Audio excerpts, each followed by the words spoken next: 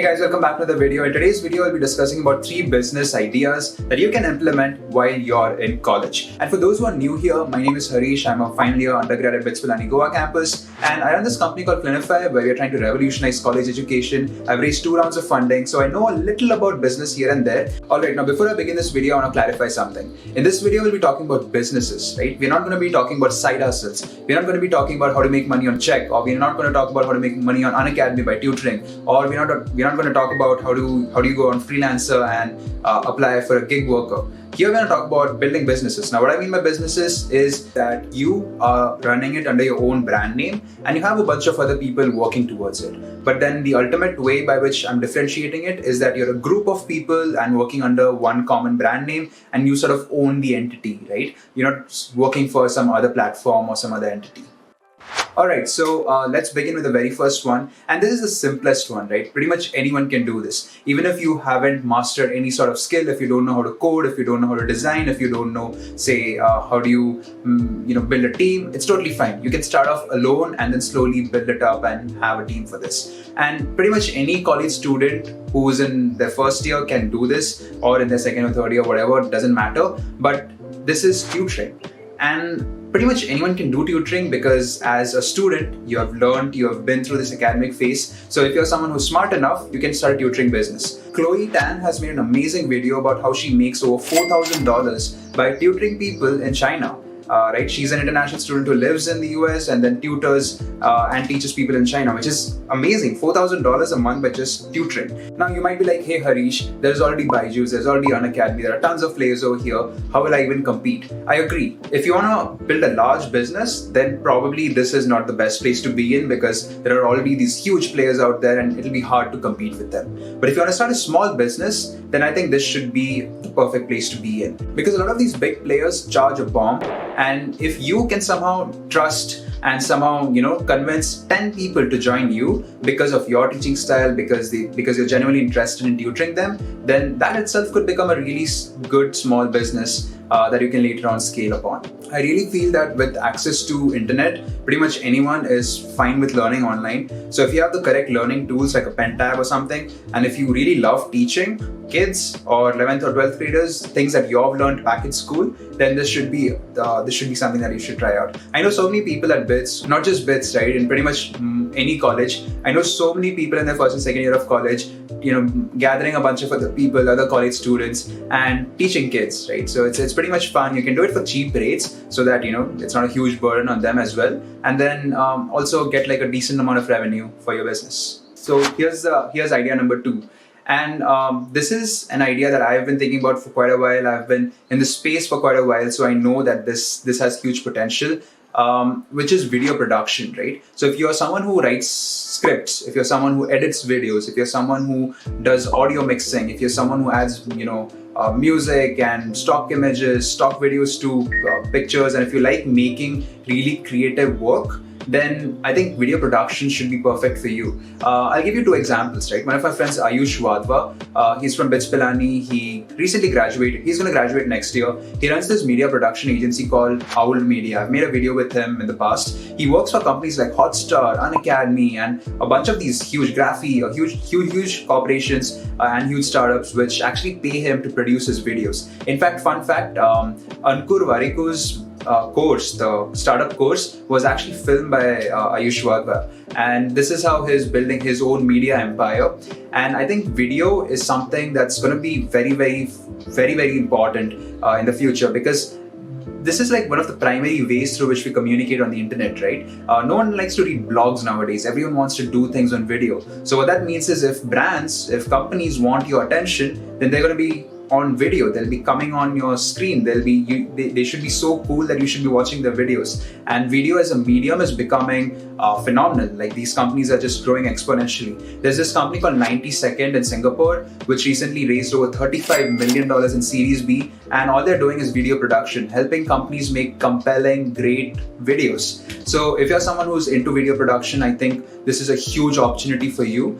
Companies want to get on YouTube. Companies want to, produce really cool cool trailers. Companies want to put across their message using videos. Even Ishan Sharma, he runs this company called Marketer, which does something similar. So I see a huge potential in this space, in the video marketing and the video production space. So if that's something that excites you, if you want to make really cool videos for brands, imagine if you make videos similar to what Apple makes for its trailers. If you can make such cool videos, or even if it's simple videos where you're just talking and then editing it out, it's totally fine. Try it out, do it for brands, and see there's this huge amount of money over there. Startups are getting funded, and most of the money just goes into marketing. So if you're into video marketing, perfect space to be in. Lots of money to be made. All right, idea number 3. This is for fitness enthusiasts, and I think if done well, this could become huge. So have you guys heard of this company called CultFit? So CultFit has this one product called, for those of you who don't know what CultFit is this fitness app that has pretty much everything. They have gyms, they have, they have meal plans, they do exercises online and a bunch of things, right? And one of the products is called cult.live, wherein, every day, 3-4 times, people come live and exercise. Now, this could be to reduce weight, this could be to get abs, this could be to maybe do Zumba, could be pretty much anything. They have various sections, various categories where they exercise together online. So I'll give you an example. It's like a Zoom call where the person is exercising and you're trying to mimic them and exercise as well. So if they're doing 20 push-ups, you'll have to mimic them, do 20 push-ups, and then make sure that your posture and all of that is correct. And it just helps you stay healthy, right? And I think there's a huge opportunity over here. So one of my friends in Goa was telling me the story of this fitness freak who knows a lot about fitness. He exercises well. He knows what kind of meals you should be having, what kind of diet you should be having. And he started this Instagram page, a private Instagram page, where every single morning at 7 a.m. he used to go live with people and exercise, right? And so many people signed up for it because either they want to reduce weight or they want to, gain muscles and things like that. So everyone wants to exercise, right? Everyone wants to live a healthy life. And especially with COVID, we are becoming couch potatoes, and I would literally pay if someone's motivating me to exercise. And that's a huge opportunity, right? And this guy who used to go Instagram live every day at 7 a.m. used to get hundreds of clients who used to join them, pay him like 1,000, 2,000 rupees a month to come and exercise with them. So this guy makes around 5 lakhs a month by just doing Instagram lives and helping them out with fitness plans and things like that. But it's a huge opportunity. So if you guys, now this is not just fitness, right? This could be any sort of extracurriculars as well. So if it's chess, if it's, dancing, if it's singing, if it's instruments, any sort of extracurricular, any sort of thing that you specialize in, you can bring it online and stream it out to people, and you do some Zoom calls and then teach them about this. Right? It's not just teaching, it's also exercising, but whatever.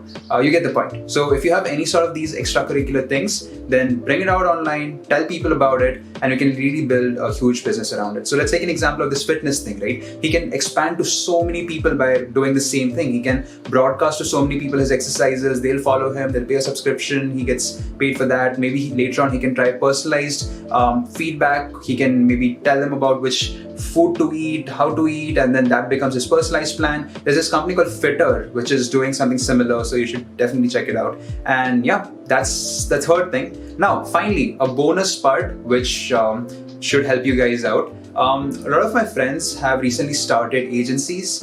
Now, most of these agencies are either web development agencies or design agencies, and both of them are really, really useful, right? Now, here's how I look at it.